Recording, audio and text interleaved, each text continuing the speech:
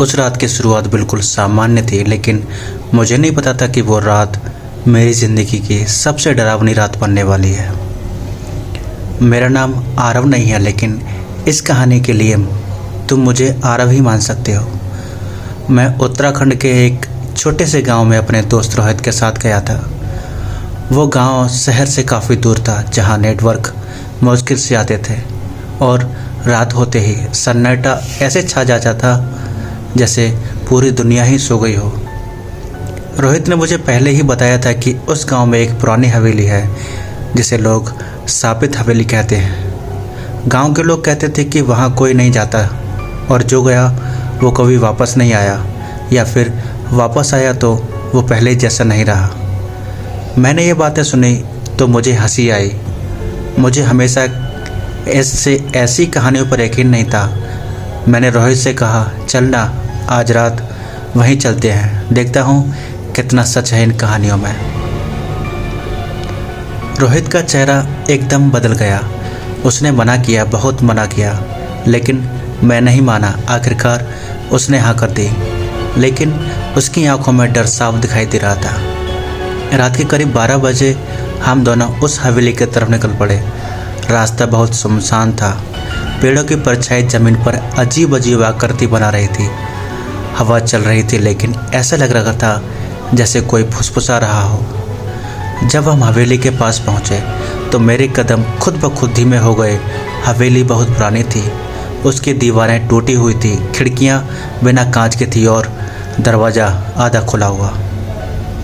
जैसे ही हमने कदम रखा, एक अजीब सी ठंडी हवा हमारे शरीर से टकराई। वो ठंड सिर्फ मौसम की नहीं थी, उसमें कुछ और था, कुछ डरावना। अंदर पूरा अंधेरा था। हमने अपनी टॉर्च ऑन की। हर तरफ धूल जमी हुई थी, जैसे कई सालों से कोई यहाँ नहीं आया हो। तभी ऊपर से किसी के चलने की आवाज़ आई। मैंने रोहित की तरफ देखा। उसका चेहरा पीला पड़ चुका था। उसने धीरे से कहा, चल वापस चलते हैं, लेकिन मेरे अंदर जिज्ञासा बढ़ चुकी थी। मैंने कहा, बस देख के चलते हैं। हम धीरे धीरे सीढ़ियाँ चढ़ने लगे। हर कदम के साथ वो आवाज़ और साफ होती जा रही थी। जैसे ही हम ऊपर पहुँचे, आवाज़ अचानक बंद हो गई। पूरा सन्नाटा, इतना गहरा सन्नाटा कि हमारी सांसों की आवाज़ भी बहुत तेज़ लग रही थी। हमने टॉर्च घुमाई, लेकिन वहाँ कोई नहीं था। तभी अचानक पीछे से दरवाज़ा ज़ोर से बंद हुआ। हम दोनों डर के मारे पीछे मुड़े, लेकिन वहाँ कोई नहीं था। रोहित ने मेरा हाथ पकड़ लिया। आरव, ये ठीक नहीं है, कोई यहाँ है। मैंने खुद को संभालते हुए कहा, हवा होगी, लेकिन अंदर से मुझे भी डर लगने लगा। तभी सामने वाले कमरे से हल्की सी रोशनी दिखाई दी। हम धीरे धीरे उस कमरे की तरफ बढ़े। जैसे ही हमने दरवाज़ा खोला, अंदर एक लड़की खड़ी थी। सफ़ेद कपड़े, लंबे बाल और उसका चेहरा पूरी तरह से दिखाई नहीं दे रहा था। मैं कुछ बोल पाता उससे पहले उसने धीरे धीरे अपना सिर ऊपर उठाया। उसकी आंखें पूरी तरह काली थीं और फिर वो मुस्कुराई। उसकी मुस्कान इंसानों जैसी नहीं थी। रोहित ज़ोर से चिल्लाया और पीछे भागने लगा। मैं भी उसके पीछे भागा, लेकिन जैसे ही हम सीढ़ियों तक पहुँचे, सीढ़ियाँ गायब थीं। यहाँ, हाँ, जहाँ से हम ऊपर आए थे वहाँ सिर्फ दीवार थी। हम फंस चुके थे। तभी पीछे से वह लड़की धीरे धीरे हमारी तरफ बढ़ने लगी। उसके कदमों की आवाज़, हर कदम के साथ वो हमारे करीब आ रही थी। मैंने रोहित से कहा, भागो, लेकिन भागने का कोई रास्ता नहीं था। तभी अचानक मेरे कान के पास किसी ने फुसफुसाया, तुम भी नहीं जा पाओगे। मैंने पीछे मुड़कर देखा, लेकिन वहाँ कोई नहीं था। अब मेरा दिल ज़ोर ज़ोर से धड़क रहा था। तभी रोहित अचानक ज़मीन पर गिर पड़ा। मैंने उसे उठाने की कोशिश की, लेकिन उसका शरीर ठंडा हो चुका था। उसकी आंखें खुली थी और वो सीधा उस लड़की की तरफ देख रहा था।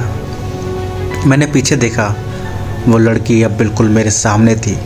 उसका चेहरा अब साफ दिखाई दे रहा था। उसके चेहरे पर गहरे कट थे और उसकी आंखों से काला खून बह रहा था।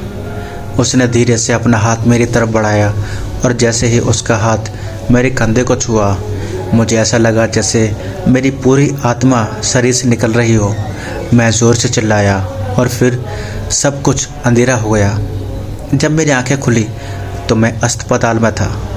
डॉक्टर ने मुझे बताया कि गांव के बाहर बेहोश हालत में पाया गया था, लेकिन रोहित का कोई पता नहीं चला। गांव वालों ने कहा वो हवेली किसी को नहीं छोड़ती। मैं आज भी उस रात को भूल नहीं पाया हूँ, क्योंकि जब भी मैं सोता हूँ मुझे वही लड़की दिखाई देती है और वो हर बार मुझसे एक ही बात कहती है, अगली बार तुम अकेले नहीं बचोगे। अगर तुम ये कहानी सुन रहे हो तो एक बात हमेशा याद रखना, कुछ जगह सिर्फ कहानियाँ नहीं होती, वो सच में ज़िंदा होती हैं और वो इंतज़ार करती हैं अपने अगले शिकार का। अगर आपको ये वीडियो पसंद आया हो तो वीडियो को लाइक करें, शेयर करें, कमेंट करें और हमारे इस चैनल को सब्सक्राइब करें। मिलते हैं आपसे एक और नई डरावनी कहानी में। तब तक के लिए धन्यवाद।